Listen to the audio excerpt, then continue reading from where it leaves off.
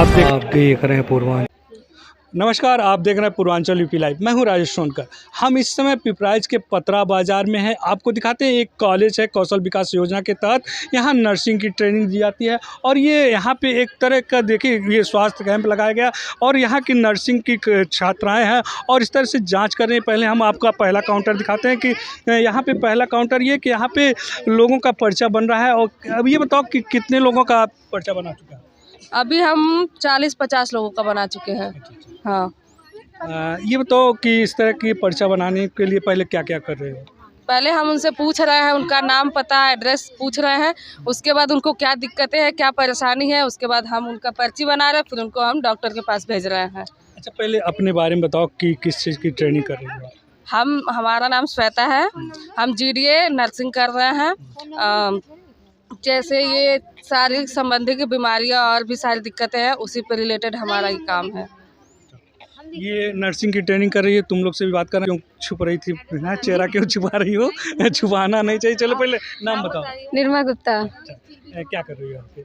GDA का training. अच्छा, ठीक है। आप बताओ अपना नाम। सरिता चौहान सर, जीडीए का ट्रेनिंग कर रहे हैं हम लोग। अच्छा, ये बताओ किस तरह का कैंप का आयोजन पहली बार किया है कि किस तरह के पहले भी कर चुके हो? पहले भी हुआ है लेकिन ये इस बार और बड़ा हो रहा है, पहले से बड़ा इस बार हो रहा है कैंप।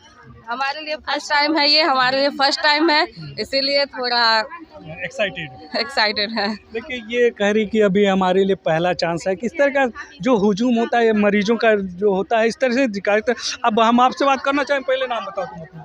शोभा, क्या कर रही हो? वो पेशेंट का नाम और उम्र पता लिख के उस वाले काउंटर पे भेज रहे हैं। किस वाले काउंटर पे? Counter number 2। ये बताना चाहिए, उस वाले इस वाले पे नहीं होना चाहिए। अच्छा, अपना नाम बताओ। नेहा शर्मा। क्या कर रही हो? पेशेंट का नाम एड्रेस पता वही लिख रख के और उसका बीपी और शुगर लेने के लिए वहाँ दूसरे नंबर काउंटर पे भेज रहे हैं। आप बताओ, क्या नाम है? प्रीति निषाद। क्या कर रहे हो? जैसे आर्थो के जितने पेशेंट हैं उनका हम लिस्ट बना रहे हैं और फिर उनका वो वाइटल साइन लेने के बाद फिर आर्थोपेडिशन के जो डॉक्टर हैं उनके पास भेजा जा रहा है। आर्थो यानी कि हड्डी रिलेटेड कोई भी जिनको समस्या है, जैसे कि घुटने में है, फिर अगर हाँ मतलब हर चीज़ का बन रहा है कि वो गायनी का भी है जो मतलब हम बस उसका बना रहे हैं, आर्थो का बना रही है। तो गायनी का कोई बना रहा है, कोई आई से रिलेटेड बना रहा है।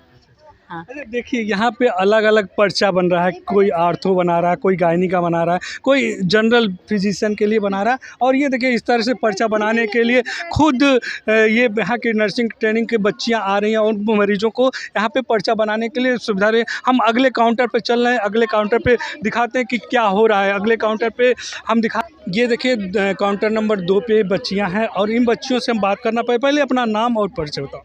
माय नेम इज उपासना गौड़ और क्या कर रही हो आप? नर्सिंग कर रहे हैं। हाँ यहाँ जी, पे काउंटर नंबर 2 पे क्या किया जा रहा है? वो सबका नाम लिख रहे हैं, पेशेंट नेम और वाइटल साइन ले रहे हैं। हाँ, बस यही। अपना नाम बताओ। माय नेम इज़ खुशबू यादव। क्या कर रहे हो? यहाँ मैं जो पेशेंट आ रहे हैं उनका वाइटल लिया जा रहा है और मैं नोट कर रही हूँ। देखिए, दूसरे नंबर पे अब हम फिर आपसे बात करना चाहेंगे। आप क्या कर रही हैं यहाँ पे? मैं भी यहाँ पे वाइटल साइन ले रही हूँ और मेरा नाम रूबी शर्मा है। वाइटल साइन में क्या होता है? वाइटल साइन में बीपी है, पल्स रेट है, वेट है, टेम्परेचर है, SpO2 है, वही पेशेंट का लिया जा रहा है। और फिर यहाँ पे कैंप लगा है आज पतरा में हमारे स्किल सेंटर पे, तो वही हम लोग कर रहे हैं। देखिए, ये काउंटर नंबर 2 पहले नंबर पे पर्चा बनता है। दूसरे नंबर पे जिस तरह से डॉक्टर चेक करते हैं, जिस तरह से डॉक्टर रूटीन के द्वारा चेक करते हैं, पहले यहाँ पे, फिर उसके बाद आगे बढ़ाया जाता है। फिर आगे ये देखिए, ये लिया जा रहा है, ब्लड प्रेशर नापा जा रहा है। बच्चियों के द्वारा ब्लड प्रेशर नापा जा रहा है और ये दिखाते हैं कि किस तरह से नापते हैं। और शुगर भी नापने के लिए इन्होंने ये शुगर नापने का है। Yes sir, good afternoon sir. क्या नाम है? रजना। क्या कर रहे हो? अभी हम शुगर चेक कर रहे हैं। शुगर चेक कर रहे हो? अच्छा, शुगर चेक करने में कैसे चेक करते हो आप? सर पहले तो हम मतलब ग्लव्स पहनते हैं, फिर मतलब जो स्ट्रिप होता है उसे हम लगाते हैं बहुत सावधानी से। अगर जिनका चेक करते हैं उनका ब्लड जो होता है, हम लोग ये कोशिश करते हैं कि जो ब्लड निकालते हैं वो किसी और में यूज ना हो, इसकी सावधानी हम लोग बरतते हैं। देखिए बहुत सावधानी बरता जाता है, क्योंकि ब्लड से जो ब्लड का होता है एड्स की रोग भी हो जाते हैं क्योंकि एक नीडल का उपयोग एक ही मरीज़ के लिए किया जाता है। और इस तरह की ये काउंटर नंबर 2 है। काउंटर नंबर 2 से अब हम ये देखिए ब्लड प्रेशर नापा गया और शुगर नापा गया। उसके बाद हम काउंटर नंबर 3 पे चलते हैं। पहले नंबर पे पर्चा बना, दूसरे नंबर पे ब्लड प्रेशर, शुगर आदि का नाप किया गया बच्चों द्वारा। अब यहाँ पे डॉक्टर प्रशांत जी हैं। प्रशांत जी के पास मरीज आते हैं। प्रशांत जी से और ये बताइए प्रशांत जी, आप कितने मरीजों का यहाँ पे चेक करते हैं? सर अभी हम लोगों ने इस कैंप स्टार्ट किया है तो 4-5 पेशेंट्स हम लोग देख लिए हैं। और यहाँ पे चंद्रशेखर जी के इस स्कूल पे जो हेल्थ कैंप ऑर्गेनाइज़ हुआ है, यहाँ पे हर तरह के पेशेंट्स आ रहे हैं। हमारे पास तो न्यूरो वाले आ रहे हैं, बाकी और भी डॉक्टर्स पहुँच रहे हैं, हड्डी वाले और बाकी आई वाले हमारे राज्य से आए हुए हैं, और गाइनेक एक मैम आ रही हैं। तो अभी तो शुरू हुआ है, देखिए आगे क्या क्या होता है। अच्छा, ये चंद्रशेखर जी का बहुत सराहनीय प्रयास होता है। ग्रामीण क्षेत्र में बच्चों को ट्रेनिंग दिया जा रहा है और इस तरफ यहाँ के लोगों के मरीजों के इलाज के लिए कैंप भी लगाया गया, तो क्या करें? चंद्रशेखर जी ये जैसे एक शब्द होता है युग पुरुष, ये उस ग्रेड के इंसान हैं जो कि खुद को न देखते हुए हर एक समाज के लोगों को देखते हैं। ये उस व्यक्ति के बारे में कुछ भी कहना मैं क्या ही बोलूँ। बाकी हम सब लोग उनके साथ जुड़े हुए हैं किसी न किसी तरह से। भविष्य में भी जिस प्रकार से भी हम लोग अपने बड़े भैया की हेल्प कर सकें, उनके साथ जुड़े रह सकें, हम लोग आगे भी रहेंगे। लेकिन आपकी भी तो सराहना करनी चाहिए। कहाँ ग्रामीण क्षेत्र में आप पे कैंप कर रहे हैं, अब अपने क्लिनिक पे इलाज करते तो कुछ फ़ायदा होता है। यहाँ तो सर यही शब्द तो मुझे नहीं पसंद है। फ़ायदा नहीं चाहिए, केवल किसी का भला हो जाए, उससे ज़्यादा कुछ नहीं चाहिए। ऊपर वाला तो देख ही रहा है।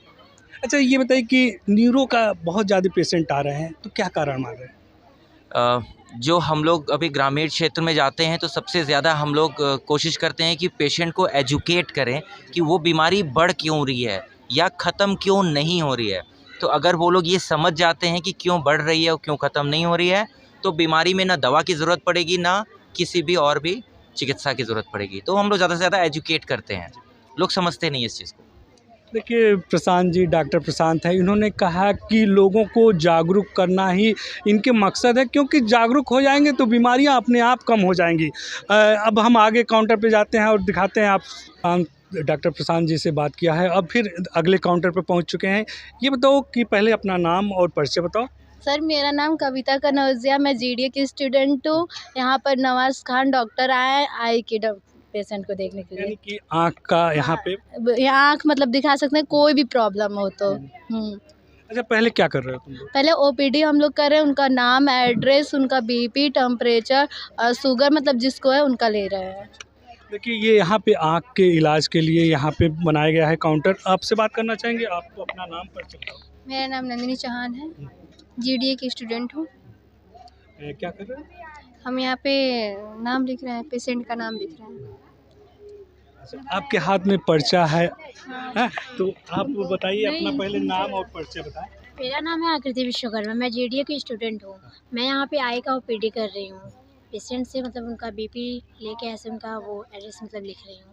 अच्छा, हम सभी लोगों से पूछना चाहेंगे, इस तरह का कैंप पहली बार आपने किया है? नो सर, हम लोग अभी न्यू स्टूडेंट है, इसलिए फर्स्ट टाइम है हम लोगों का, लेकिन अच्छा लग रहा है करके बहुत ज़्यादा हम लोगों को।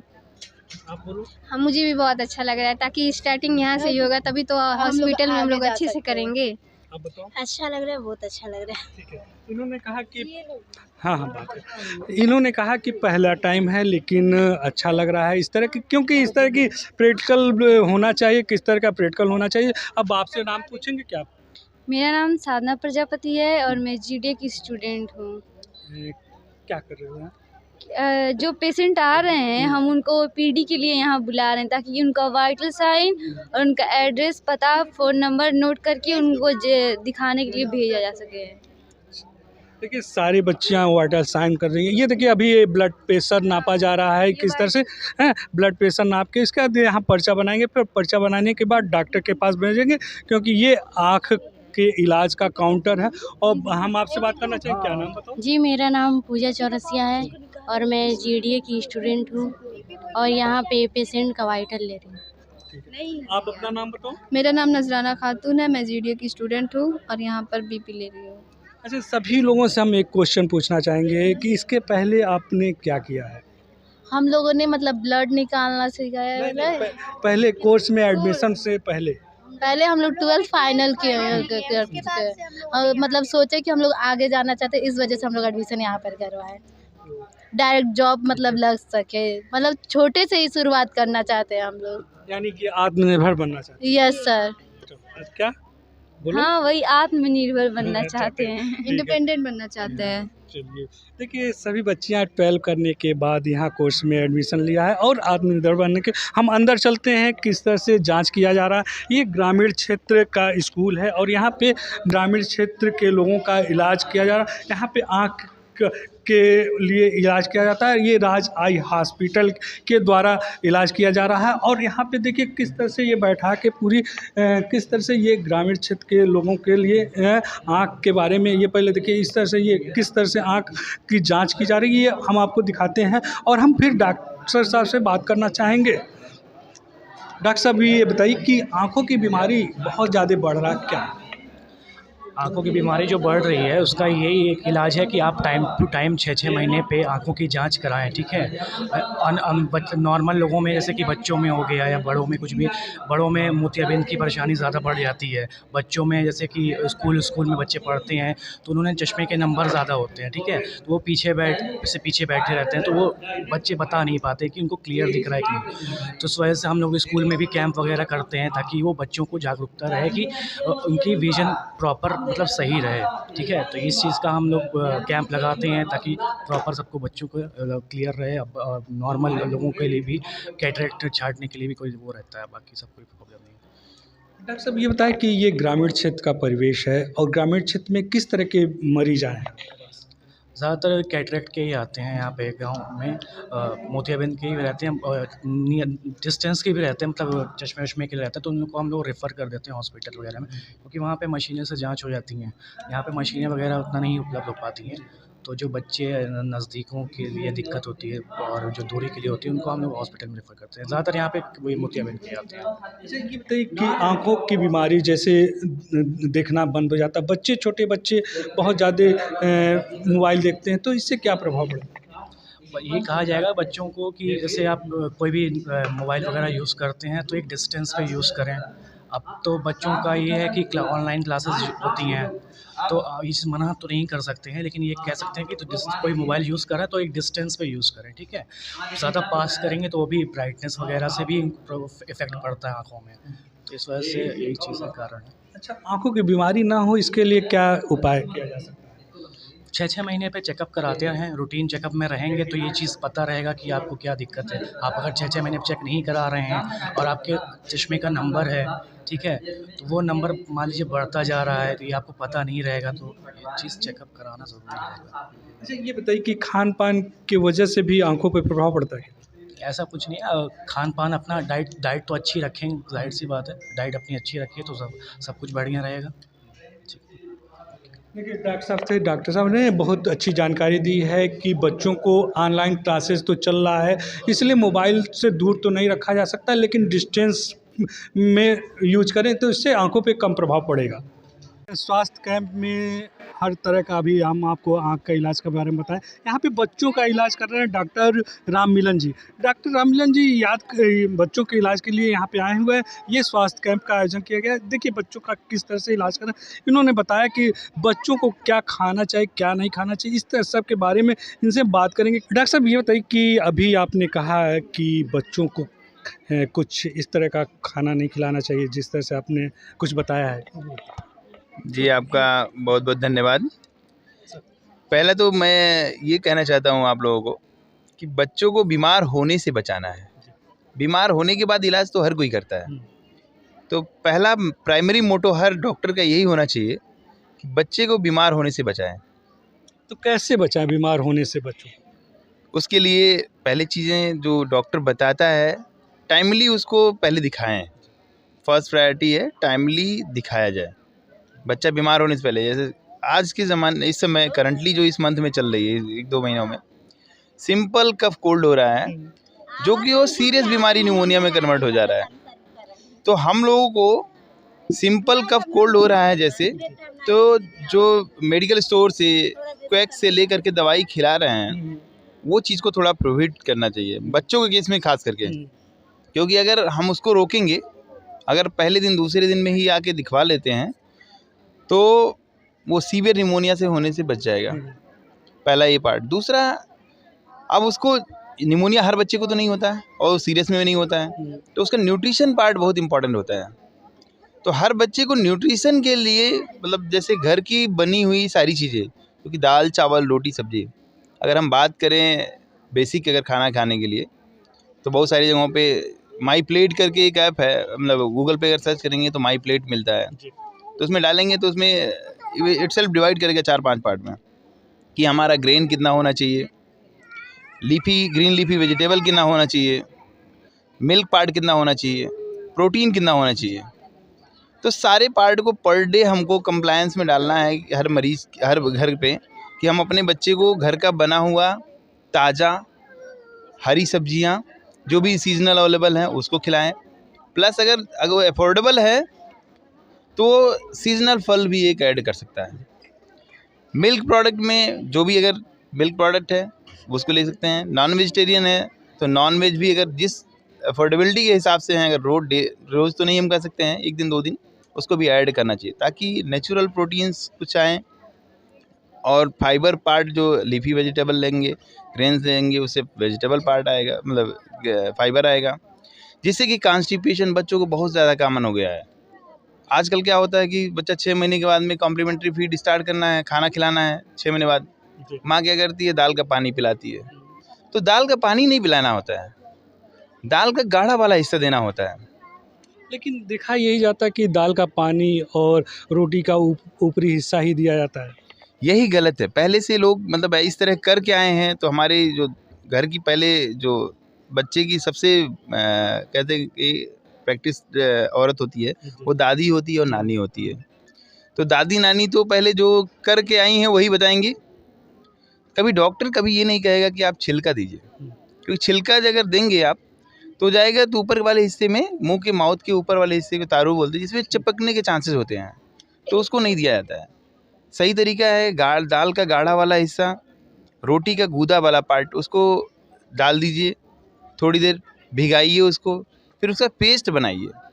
पेस्ट ऐसा होना चाहिए, एकदम थिक नहीं होना चाहिए, एकदम पानी की तरह नहीं होना चाहिए, वो सेमी सॉलिड फॉर्म में होना चाहिए। फिर वो बच्चे को धीरे धीरे स्टार्ट करिए दीजिए। तो 6 मंथ ऑनवर्ड ही स्टार्ट करना होता है।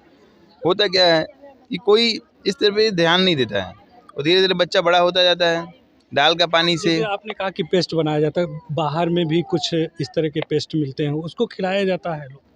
देखिए, हम बाहर के जितने भी, जैसे सेरेलैक की आपने बात किया था, सेरेलैक कभी भी कोई भी कहाँ, जो भी IMS एक्ट है, इन्फेंट मिल्क सब्स्टिट्यूशन एक्ट, जो गवर्नमेंट ऑफ इंडिया ने बनाई है, उसके थ्रू कभी भी 2 साल से नीचे किसी भी चीज़ को बच्चों को देने से इनहिबिट किया जाता है। कोई प्रचार नहीं करता है। पहले सेरेलैक का प्रचार आप सुने होंगे, अब आजकल सेरेलैक का प्रचार कभी नहीं कोई सुनता होगा। ठीक है, तो IMS एक्ट के थ्रू बैन है। अगर आपको सेरेलैक खिलाना है तो होम मेड सेरेलैक बनाइए आप। ठीक है, घर का बना हुआ सेरेलैक दीजिए। कंपनी का प्रचार वाला जो सेरेलैक है, ये वाला सेरेलैक मत यूज़ करिए। घर पे बनाया हुआ सेरेलैक उसको दीजिए। घर का बना हुआ कुछ भी खिला सकते हैं। ठीक है, तो इन सारे पार्ट पे फोकस करना है ताकि बच्चे जो आज की, जैसे हमारे पास अभी सामने खड़ी है बच्ची, 5 साल की हो गई है, अभी इसका वजन 12 किलो है।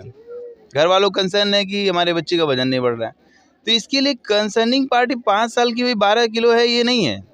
इसको 2 साल पे 12 किलो होना चाहिए था। अब ये दिखाएंगे नहीं, प्रॉपर वैक्सीनेशन पे नहीं जाती हैं। गवर्नमेंट में ही इवन दो स्वास्थ्य केंद्र पे जाएं तब भी वहाँ डॉक्टर कोई ना कोई देखेगा। जो हमारी प्रोग्राम चलते हैं जितने गवर्नमेंट चलाई हैं, उसमें सूखा रोग के लिए स्क्रीनिंग होती है, सैम मैम करके होता है, उसमें आशा एनम सारे लोग इन्वॉल्व होती हैं। तो प्रॉपरली अगर टाइमली वो लोग वहाँ जाएं, वैक्सीनेशन के बहाने ही जाएं, इसीलिए गवर्नमेंट वैक्सीनेशन का शेड्यूल रखा है ताकि उस टाइम पे बच्चे जाएं, उनकी हेल्थ की स्क्रीनिंग हो जाए। एटलीस्ट वेट गेन नहीं हो रहा है तो वो स्क्रीन हो जाए। कुछ अंडरलाइंग कार्डियक डिजीज़ हैं, कुछ और हैं, जो भी जितना लेवल पे होने लायक है वो चीज़ें, सारी चीज़ें हो जाए। अच्छा, इस समय ठंडक का मौसम चल रहा है, बच्चों को किस तरह से बचाएं? देखो, पहले तो बच्चों को प्रॉपरली डाइट के बारे में मैंने बार बार बोला कि डाइट ही मेन इंपॉर्टेंट थिंग्स है। डाइट से ही इम्यूनिटी बूस्ट होती है, तो डाइट इंपॉर्टेंट थिंग्स है। तो डाइट को मतलब प्रॉपर देना है। दूसरा, कवर करना है बच्चों को, ठीक है।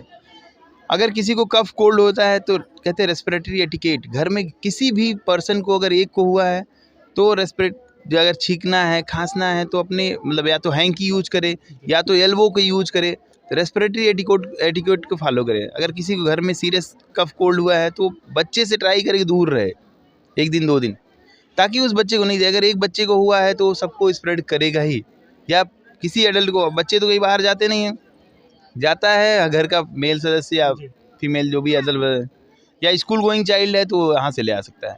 तो अगर एक को हुआ है तो चांसेस होते हैं कि हाँ वो दूसरे को भी स्प्रेड कर सके। तो ऐसी कंडीशन में प्रॉपरली टाइमली दिखाएं, इमिडिएटली उसको जो स्प्रेडिंग थिंग्स हैं उसको हाल्ट किया जाए, ताकि दूसरे बच्चों को भी ना होने पाए, घर के किसी अन्य सदस्य को ना होने पाए। अच्छा, ये बताइए डॉक्टर साहब कि इस समय बच्चों में किस तरह की बीमारियां ज़्यादा आ रही हैं?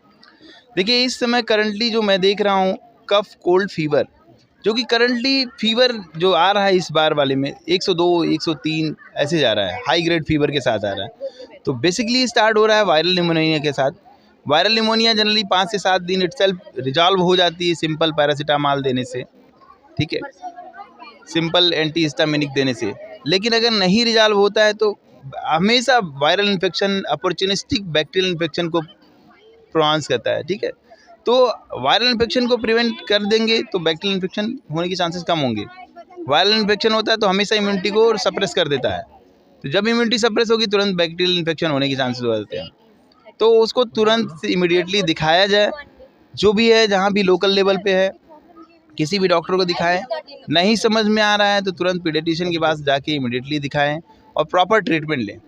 और कुछ वैक्सीन होती हैं, जैसे फ्लू की होती हैं, टाइफाइड की होती हैं, बहुत सारी जो गवर्नमेंट में अभी नहीं है, हो सकता है फ्यूचर में इनकॉर्पोरेट हो जाएं गवर्नमेंट हेल्थ सेक्टर में। तो अगर अफोर्डेबल पर्सन है तो उनको प्रॉपर वैक्सीनेशन कराए बच्चे को। जैसे चिकन पॉक्स की भी वैक्सीन हम लोग लगाते हैं, ठीक है, फ्लू की वैक्सीन लगाते हैं, टाइफाइड की वैक्सीन लगाते हैं, हेपेटाइटिस ए की वैक्सीन लगाते हैं, मेनिंगोकोकल की वैक्सीन लगाते हैं, कॉलरा की वैक्सीन लगती है। तो ये सारी वैक्सीनेशन भी प्राइवेट सेक्टर में अवेलेबल हैं, जो कि अभी गवर्नमेंट में नहीं है, थोड़ी सी कॉस्ट इफेक्टिव की वजह से। तो हो सकता है इन फ्यूचर में ऐसी सारी चीज़ें गवर्नमेंट से भी इनकॉर्पोरेट हो जाएं। देखिए, ये डॉक्टर राम मित्तल जी थे, बहुत अच्छी बात जानकारी दी है कि बच्चों को खान पान पे विशेष ध्यान देना चाहिए। ये छोटे बच्चों को खिलाने के लिए जो घर का बना भोजन ही खिलाना चाहिए, बाहर का जो इस तरह का जो मिलता है उसको नहीं खिलाना चाहिए। डॉक्टर सीपी जी हैं, इनसे हम बात करेंगे कि हड्डी के बारे में। यहाँ पे इन्होंने इलाज किया कैंप के दौरान। ये बताइए कि इसमें जो कैंप में हुआ है कितने मरीज आए, कैसे मरीज आए? करीब करीब 100 से ऊपर मरीज आए हैं कैंप में आज। और ज़्यादातर लोगों को घुटने की समस्या थी, कमर की समस्या थी, कमर में दर्द था, घुटने में दर्द था। और उम्र के हिसाब से घुटना घिसने लगता है, उसकी वजह से घुटने में दर्द होता है। और उसका बहुत कारगर उपाय होता है TKR, टोटल नी रिप्लेसमेंट, घुटना प्रत्योपण जिसे कहते हैं। उससे घुटना बिल्कुल सही हो जाता है, आराम से मरीज चलता फिरता है। और एक बार ऑपरेशन कराने के बाद ज़िंदगी भर के लिए हो जाता है, ज़िंदगी भर वो आराम से चलता फिरता है। अच्छा, ये बताइए कि घुटने में दर्द और ये प्रत्यारोपण क्यों होना चाहिए? घुटने में दर्द का तो कारण ये है कि उम्र के हिसाब से धीरे धीरे घुटना घिसने लगता है और जो अंदर कार्टिलेज होता है वो डैमेज होने लगता है। इसकी वजह से घुटने से आवाज़ आने लगती है, बैठने उठने पर दर्द होने लगता है, चलने पर दर्द होता है। तो चूँकि जैसे टायर घिस जाए वैसे घुटना घिस जाता है, तो उसको ठीक करने के लिए किसी दवा से वो जो घिस गया पार्ट है या कार्टिलेज है वो रीजनरेट नहीं हो पाता है पूरी तरह से। तो इसलिए इंडिया के अलावा विदेशों में भी, अमेरिका, इंग्लैंड में भी घुटना ख़राब होने का सबसे अच्छा कारगर इलाज ऑपरेशन है। ऑपरेशन करके नया घुटना लगा देते हैं, जिसे घुटना प्रत्योपण कहते हैं। उससे मरीज़ बिल्कुल ठीक हो जाता है, आराम चलता फिरता है, दर्द ख़त्म हो जाता है, उसकी ज़िंदगी बहुत अच्छी हो जाती है। आपने कहा कि घुटना ख़राब हो जाता है, घुटना में जो ग्रीस होते खत्म हो जाते, इसके बचाव के लिए क्या है? उसके बचाव के लिए रेगुलर नियमित एक्सरसाइज करने चाहिए। नीचे ज़मीन पे जैसे उकड़ू बैठते हैं चुका मुका, वो नहीं बैठना चाहिए। वेस्टर्न कमोड टॉयलेट यूज़ करना चाहिए और ज़्यादा सीढ़ियाँ नहीं चढ़नी चाहिए, और जाहिर सी बात है एक्सरसाइज तो रेगुलर करना चाहिए, उससे बचाव। जैसे देखा जा रहा है कि हड्डी की बीमारी बहुत ज़्यादा हो रहा है, कमर में दर्द होता है, रीढ़ की हड्डी में दर्द होती है, तो ये कारण? रीढ़ की हड्डी के दर्द का प्रमुख कारण यह है कि हड्डियों की कमजोरी। आजकल खान पान बहुत अच्छा नहीं है। लोग अगर दूध नहीं पीते हैं या बैलेंस डाइट अगर नहीं लेते हैं तो उसकी वजह से शरीर में कैल्शियम कमी हो जाती है, जिसकी वजह से सबसे ज़्यादा दिक्कत कमर में होती है। कमर की हड्डी में दर्द होने लगता है और फिर उसके लिए मरीजों को दिक्कत होती है। देखिए, हड्डी की बीमारी आम बात हो गई है और यहाँ पे डॉक्टर साहब ने घुटना प्रत्यारोपण के बारे में, यहाँ के मरीजों के बारे में बताया कि घुटना जब घिस जाता है उसका एकमात्र इलाज होता है घुटना प्रत्यारोपण, क्योंकि दवा से कोई इलाज नहीं हो पाता है।